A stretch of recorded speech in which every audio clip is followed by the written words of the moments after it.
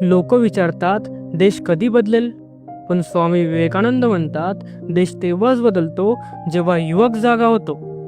नरेंद्रनाथ दत्त एक साधा तरुण, पण मनात प्रश्नांची आग होती आणि उत्तर शोधण्याची हिंमत होती.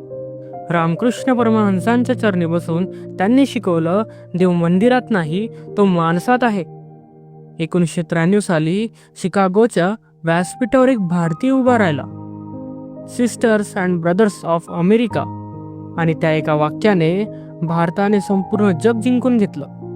स्वामी विवेकानंद म्हणतात, स्वतःवर विश्वास ठेवा, भीती सोडा, कमजोरपणा हा पाप आहे. ते म्हणाले, मला अशा तरुणांची गरज आहे ज्यांच्या नसांमध्ये ध्येय आहे, डोक्यात विचार आहेत आणि हृदयात सेवा आहे. कारण धर्म म्हणजे फक्त पूजा नाही, भुकेल्याला अन्न देणं, दुखी माणसाला आधार देणं, हेच खरे ईश्वर पूजन.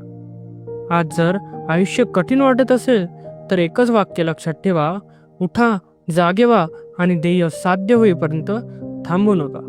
स्वामी विवेकानंद फक्त इतिहास नाहीत, ते आजही आपल्याला विचार करायला भाग पाडतात. धन्यवाद.